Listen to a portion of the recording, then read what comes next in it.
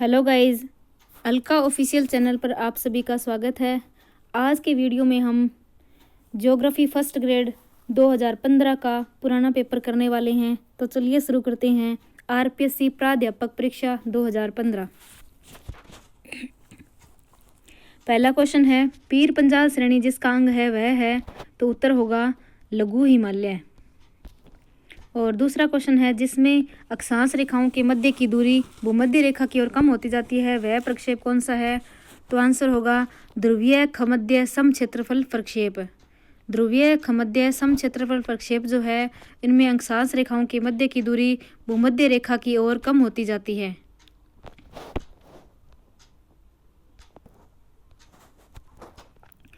अगला क्वेश्चन है, एक बोन प्रक्षेप में 50 डिग्री उत्तरी मानक अक्षांश के आधार पर बनाया गया है। यदि उसे पुनः 25 डिग्री उत्तरी अक्षांश मानक अक्षांश के आधार पर बनाया जाए तो उसमें अक्षांश रेखाओं की वक्रता क्या रहेगी, तो उत्तर होगा घटेगी। फिर है, केंद्रीयता के जिस माप से विचलनों के वर्ग का योग न्यूनतम होता है वह है, उत्तर होगा मध्य। मतलब केंद्रीयता के जिस माप से विचलनों के वर्ग का योग न्यूनतम होता है वह मध्य होता है। फिर है, किसी वितरण में सबसे अधिक बारंबारता वाले मूल्य को क्या कहते हैं, तो वो होता है बहुलक। और यदि समकों में से कोई स्थिरांक घटा दिया जाए तो उसका परिमाप विचलन कैसा रहेगा, वो अपरिवर्तित रहेगा।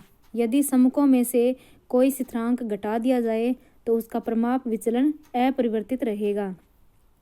फिर है, समकों को स्थिरांक से विभाजित करने पर उत्तर होगा मध्य व परिमाप विचलन स्थिरांक विभाजन के बराबर कम हो जाएंगे। समकों को स्थिरांक से विभाजित करने पर मध्य व परिमाप विचलन स्थिरांक विभाजन के बराबर कम हो जाएंगे। फिर 8वां क्वेश्चन है, मेंटल जिन सेलों से निर्मित है वह है पेरिडोटाइट।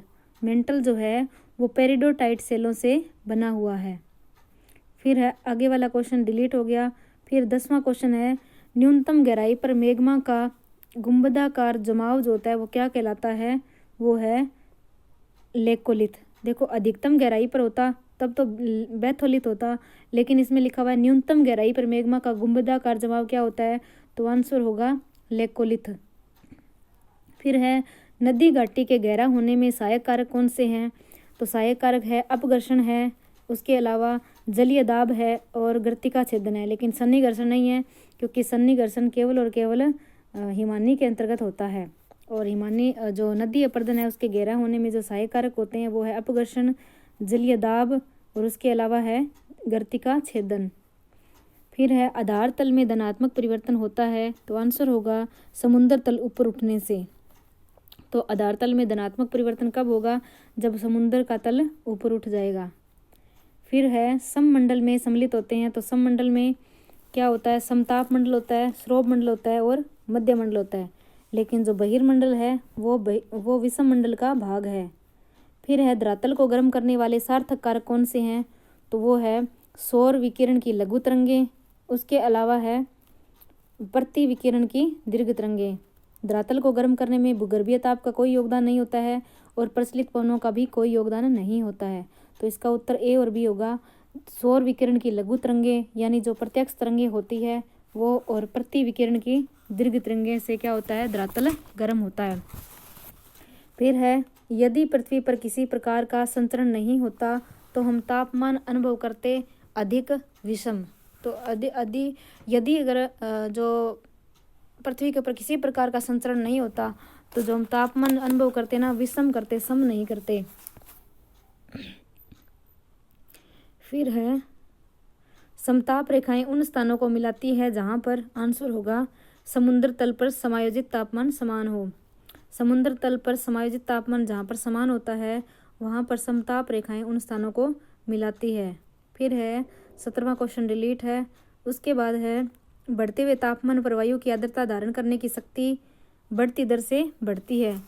बढ़ते तापमान पर वायु की आर्द्रता धारण करने की यानी जो नमी है वो धारण करने की शक्ति जो है वो बढ़ती दर से बढ़ती है। फिर 19वां क्वेश्चन डिलीट है। फिर है, ध्रुवों की ओर विक्षेपण बल जो है वो क्या होता है, बढ़ता है। ध्रुवों की ओर विक्षेपण बल का मतलब जो कोरोलिसिस बल जो होता है वो बढ़ता है। क्योंकि कोरियोलिस का बल जो है वो ध्रुवों पर अधिक पाया जाता है और भूमध्य रेखा पर अनुपस्थित होता है, यानी न के बराबर होता है। फिर है 21वां क्वेश्चन, घड़ी की सुई के विपरीत दिशा में भीतर की ओर चलने वाला पवन संचरण क्या कहलाता है? उत्तरी गोलार्ध में चक्रवात। उत्तरी गोलार्ध के जो चक्रवात होते हैं वो घड़ी की सुई की विपरीत दिशा में चलते हैं और वो बाहर से केंद्र की तरफ चलते हैं, यानी परिधि से केंद्र की तरफ चलने वाले होते हैं। फिर है 22वां क्वेश्चन, क्रमशः उत्तरी व दक्षिणी गोलार्ध में महासागरीय धाराओं के चक्रण की दिशा कैसी होती है? तो उत्तर होगा 3 नंबर, घड़ी को सुई के अनुरूप। जैसे उत्तरी गोलार्ध में घड़ी के सुई के अनुरूप होगा। महासागरीय धाराओं का पूछा है, इसमें चक्रवात का नहीं है। तो महासागरीय धाराओं का जो उत्तरी गोलार्ध में तो घड़ी की सुई के अनुरूप होता है और दक्षिणी गोलार्ध में घड़ी की सुई के विपरीत होता है। फिर है, यदि चंद्रमा की घूर्णन गति 2 गुनी कर दी जाए तो किसी स्थान पर अगला ज्वार कितने मिनट की विलंब से आएगा?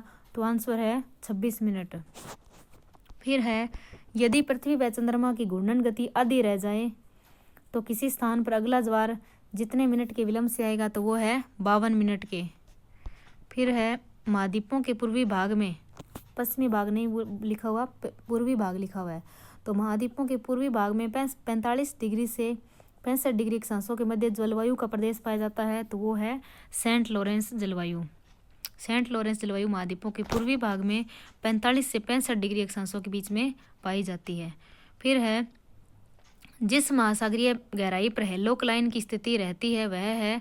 तो आंसर होगा 300 से 1000 मीटर की गहराई पर हेलोक लाइन रेखा की जो स्थिति रहती है। फिर है, बिहार में सासाराम से लेकर राजस्थान में चित्तौड़गढ़ तक फैली लगभग क्रमिक पट्टी जिस सेल समूह की वह है?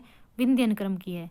बिहार में सासाराम से लेकर राजस्थान के चित्तौड़गढ़ तक विंध्यन क्रम की पट्टी जो है वो फैली हुई है। फिर उसके बाद है, इसमें सुमेलित करना है। तो उत्तर से जो इसमें लिखा हुआ है कि हिमालय के निर्माण में पर्वत निर्माणकारी बल की दिशा को सुमेलित करना है। तो हिमालय के निर्माण में पर्वत निर्माणकारी जो बल है उनकी दिशा उत्तर से किसने बताया है? तो उत्तर से बताया है स्वेस ने और दक्षिण से बताया है आर्गन ने और दोनों ओर से किसने बताया था? वो कोबर है। ठीक है, तो उत्तर से जो है ना स्वेस ने बताया है और दक्षिण से बताया आर्गन ने और दोनों ओर से कोबर ने बताया है, क्योंकि कोबर का भूसंगति सिद्धांत है जिसमें दोनों ओर से बल लगता है। फिर है, किसी और से नहीं बताया, वो है बुरार्ड ने।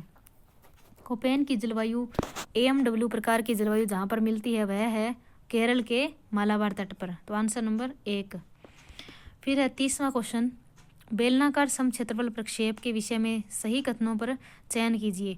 तो सबसे पहले है बेलनाकार समक्षेत्र प्रक्षेप है, उसका आंसर नंबर B होगा।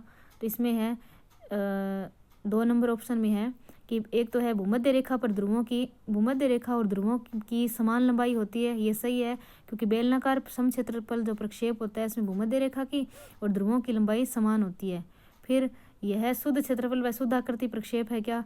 नहीं, ये गलत है क्योंकि जो समक्षेत्रफल होता है वो कभी शुद्ध आकृति नहीं हो सकता। तो B नंबर गलत हो गया। फिर है देशांतर रेखाएं लघुकृत पृथ्वी के व्यास के बराबर होती है, ये सही है कि देशांतर रेखाएं लघुकृत पृथ्वी के व्यास के बराबर होती है।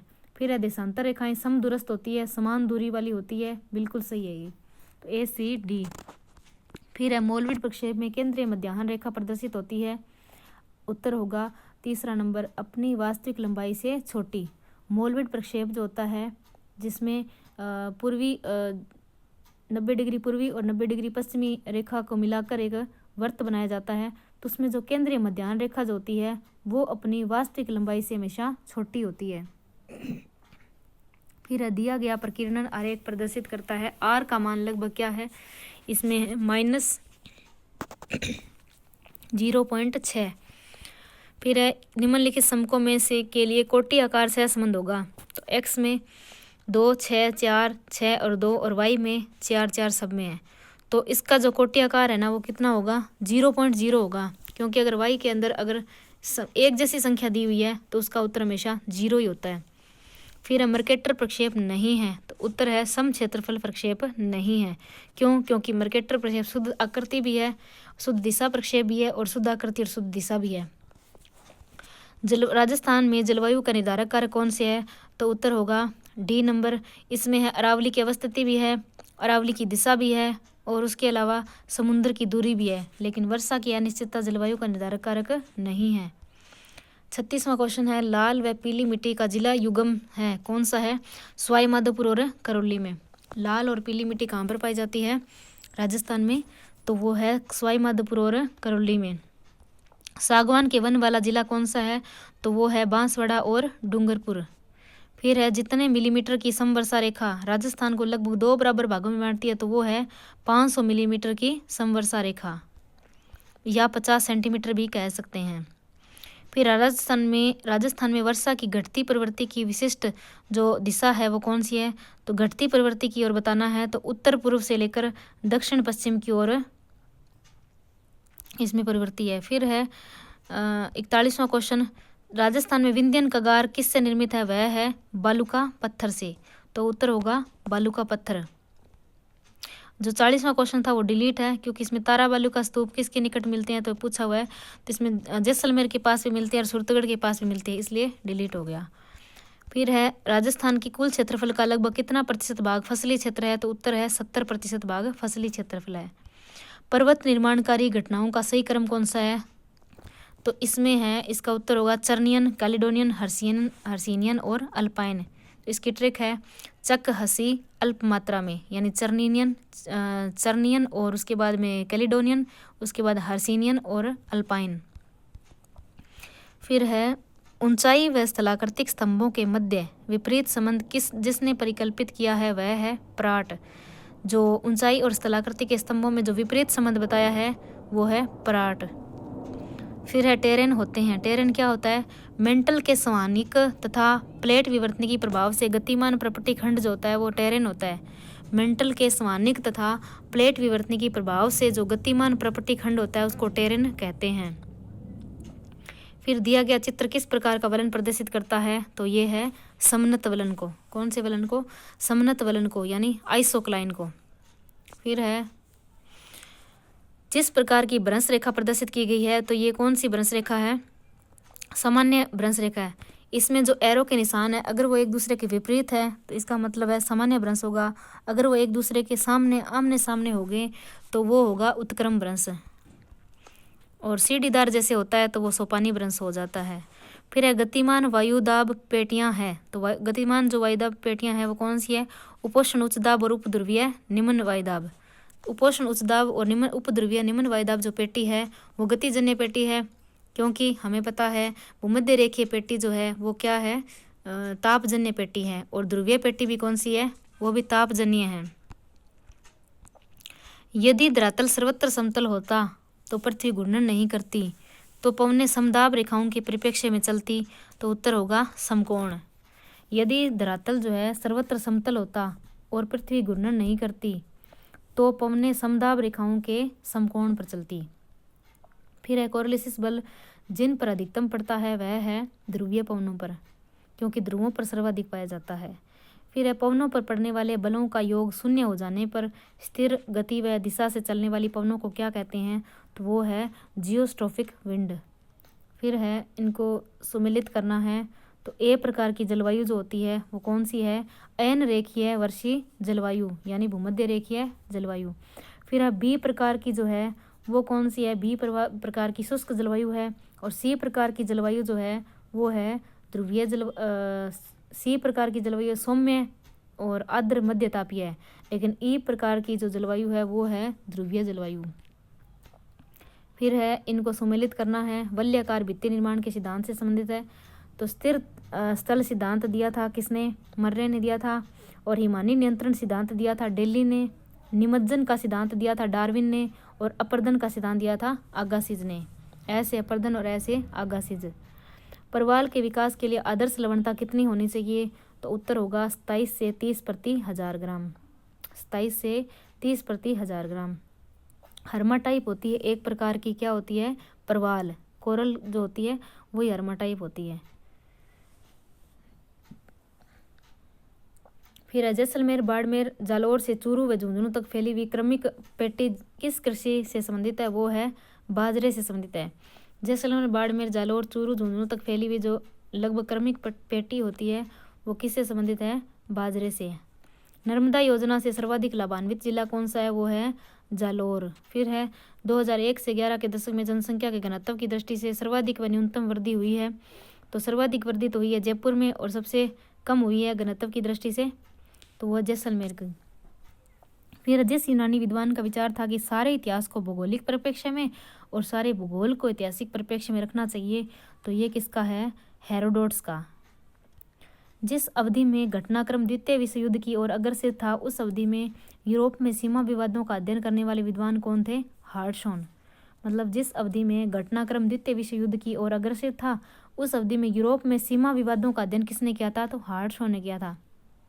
फिर विख्यात पत्र है द मॉर्फोलॉजी ऑफ लैंडस्केप, इसका प्रस्तुतिकरण किसने किया था? कार्ल ओ सावर ने।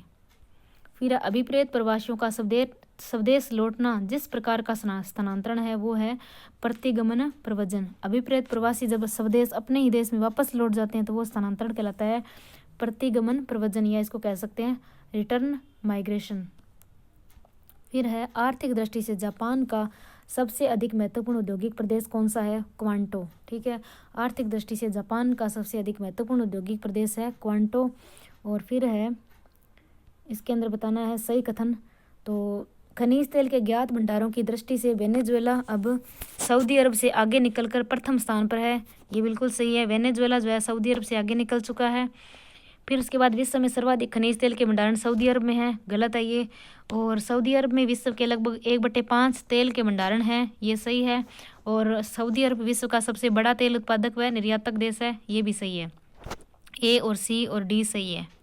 फिर है घटते क्रम में विश्व के सबसे बड़े यूरेनियम के उत्पादक देश कौन से है? तो आंसर होगा ए नंबर कजाकिस्तान, कनाडा और ऑस्ट्रेलिया। कजाकिस्तान, कनाडा और ऑस्ट्रेलिया। फिर है क्षेत्रीय एकीकृत सिद्धांत जिसका समन्वय हुआ है वह है विटलसी, हार्टशॉन और जीन गोटमैन। क्षेत्रीय एकीकृत सिद्धांत के अंदर किसका योगदान था? तो ये स्टीफन बी जोन्स ने सिद्धांत दिया था और इसके अंदर 3 विद्वान और थे, विटलसी, हार्टशॉन और जीन गोटमैन। फिर है विचार क्षेत्र श्रृंखला जिसका है वह है क्षेत्रीय एकीकृत से संबंधित है।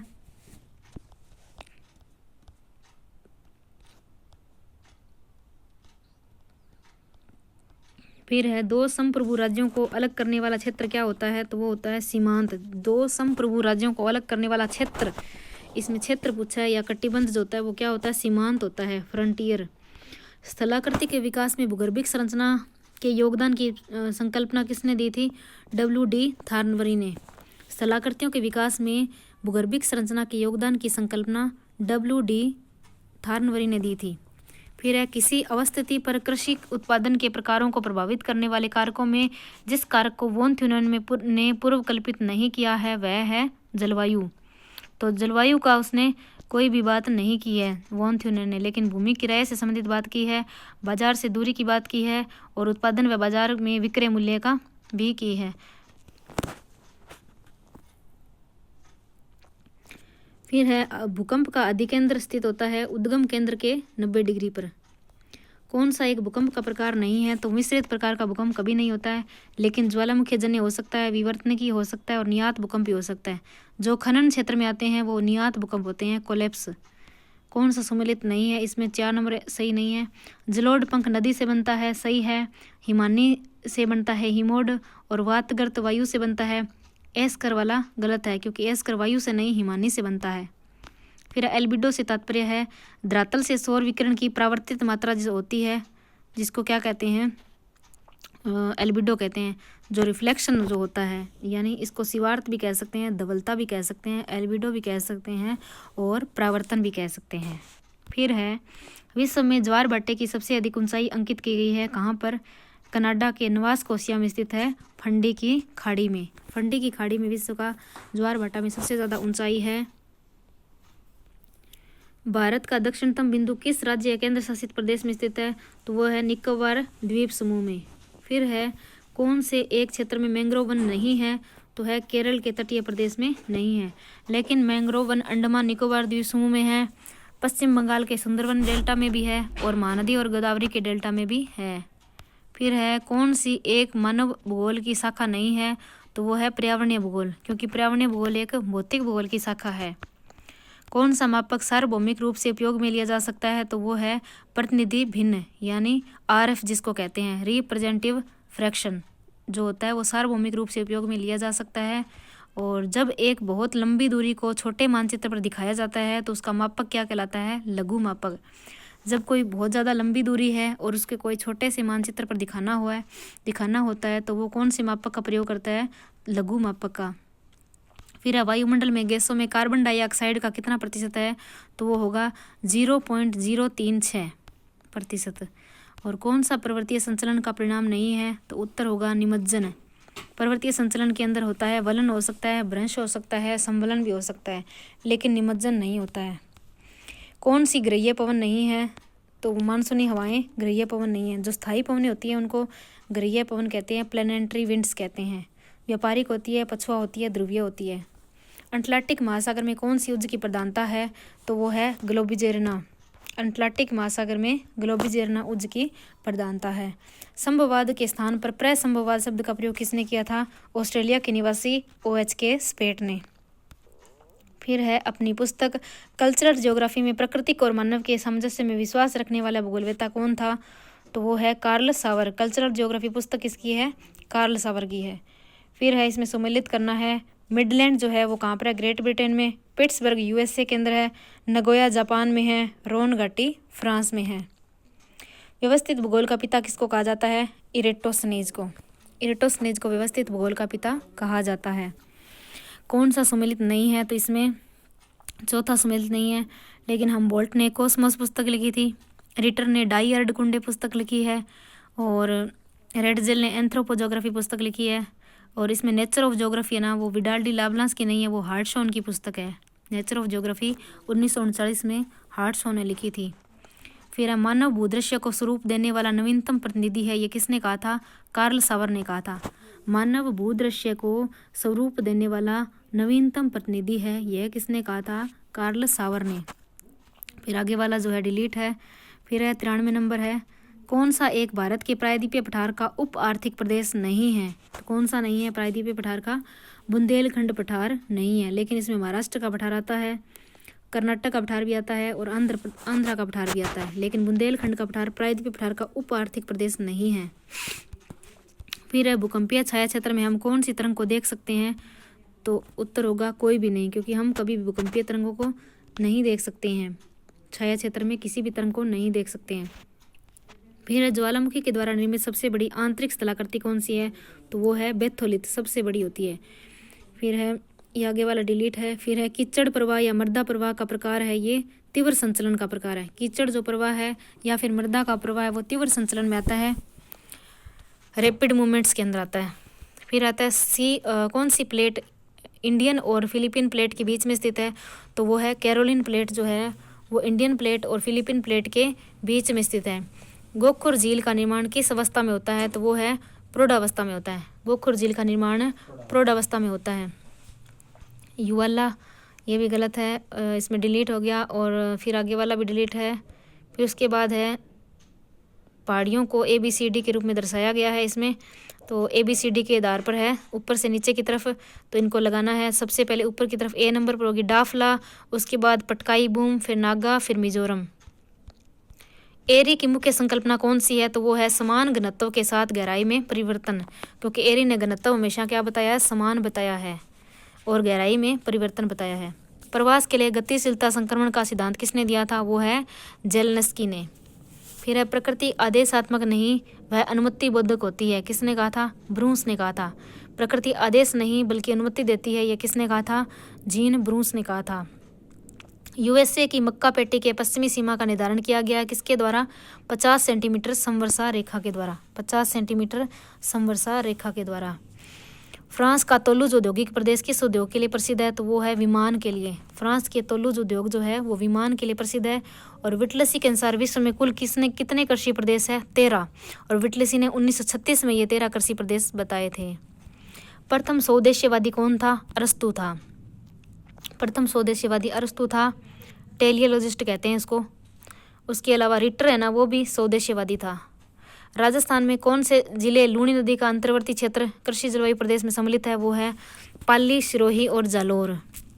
पाली, सिरोही और जालौर। उसके बाद है जनसंख्या घनत्व बताना है। जयपुर का जनसंख्या घनत्व है 595, भरतपुर का है 503 और दौसा का है 476, अलवर का है 438। जयपुर का 595 और भरतपुर का 503, दौसा का है 476 और अलवर का है 438। फिर है थानवेट के जलवायु प्रदेश में जो पश्चिम में, बिल्कुल पश्चिम में जैसलमेर साइड में कौन सा है जलवायु, तो वो होगी EAD। फिर है ये डिलीट है। 114वां नंबर है व्यवहारिक भूगोल, व्यवहारवादी भूगोल का विकास किस दशक में हुआ था, तो आंसर होगा 1960 में। व्यवहारवादी भूगोल 1960 में आया था। पदार्थ सूचकांक अधिक होने पर, यानी कि 1 से अधिक होने पर वेबर के अनुसार उद्योग कहाँ पर स्थापित होगा, कच्चे माल के समीप। पदार्थ सूचकांक ज़्यादा होने पर वो मिश्रित पदार्थ होता है, यानी अशुद्ध पदार्थ होता है, और तो इसलिए उद्योग स्थापित होगा कच्चे माल के पास में। क्षेत्र एकरूपतावाद सिद्धांत जो है उसमें क्रम बताना है। वो है सबसे पहले आएगा राजनीतिक विचार, फिर आएगा निर्णय, उसके बाद गति, फिर आएगा क्षेत्र, उसके बाद आएगा राजनीतिक क्षेत्र। सबसे पहले होता है राजनीतिक विचार, तो 2 नंबर ऑप्शन सही है। स्टीफन बी जोन्स ने सिद्धांत दिया था। उसके बाद है कौन सा एक स्थान कर्क रेखा के उत्तर में स्थित है, तो वो है बोकारो। ये जो बोकारो झारखंड में है ये कर्क रेखा के उत्तर में स्थित है। केंद्र सरकार की राष्ट्रीय विरासत शहर विकास योजना और संवर्धन योजना के प्रथम दौर में चयनित राजस्थान का नगर कौन सा है, तो वो है अजमेर। फिर निम्नलिखित में किस जनगणना के दशक में लिंगानुपात में भारतवर्ष में सबसे अधिक गिरावट आई थी, तो लिंगानुपात में जो गिरावट आई थी ना वो सबसे ज़्यादा आई थी 1961 से 71 के दशक में। 1961 से 71 के दशक में। सागरीय अधस्थल के विस्तार की व्याख्या करते हुए हैरी हेस ने किस अवधारणा पर विचार नहीं किया है, तो 3 नंबर ऑप्शन है विभिन्न महाद्वीपों में जीवाश्मों का वितरण। इस पर हैरी हेस ने विचार नहीं किया है, लेकिन हैरी हेस ने जिस पर विचार किया वो है मध्य महासागरीय कटकों के साथ ज्वालामुखी क्रियाएं, महासागरीय नितल की चट्टानों में सामान्य व उत्क्रमण, चुंबक के क्षेत्र की पट्टियों का होना, महासागरीय तल की चट्टानों की आयु, ये सभी है, लेकिन महाद्वीपों में जीवाश्मों का वितरण से उसका कोई संबंध नहीं है। फिर साइको के क्वेश्चन आगे। सीखना है प्राणी मात्र के व्यवहार में सुधार लाने की प्रक्रिया, और शिक्षण अधिगम का केंद्र है विद्यार्थी यानी शिक्षार्थी। अधिगम के 2 प्रकार है, आगमन और निगमन।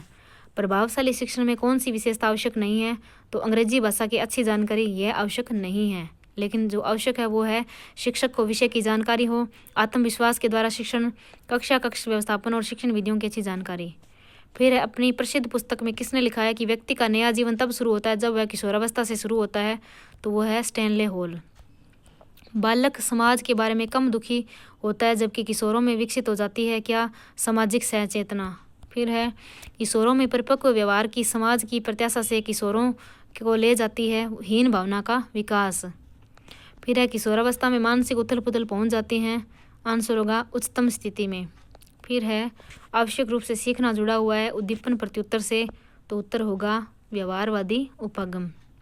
सीखना एक लक्ष्य आधारित क्रिया है, इसकी सफलता में कुछ कारकों का योगदान है, तो उत्तर है उपरोक्त सभी। वातावरण, विद्यार्थियों को बलपूर्वक चेतना प्रेरणा और विद्यार्थियों की मानसिक व्यवस्था सभी सही है। फिर है विद्यार्थी विशेष शिक्षण क्रिया में रुचि रखते हैं यदि शिक्षक शिक्षण इकाई चयन करते तथा उसे संगठित इस प्रकार करे कि शिक्षार्थी स्वयं विकसित करेंगे, तो उत्तर होगा रुचि लेंगे।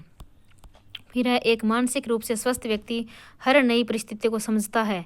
मानसिक रूप से स्वस्थ व्यक्ति अच्छी प्रकार से समायोजित हो सकता है, ए नंबर ऑप्शन सही है।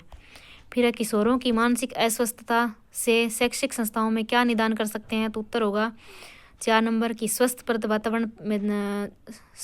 वातावरण प्रदान करके, प्रभावशाली शिक्षण वातावरण प्रदान करके और आवश्यकता आधारित पाठ्यक्रम प्रदान करके। फिर है 34 नंबर है अपने मानसिक स्वास्थ्य को ठीक रखने के लिए शिक्षक का क्या दायित्व है, तो उत्तर होगा व्यवसाय के प्रति वफादारी।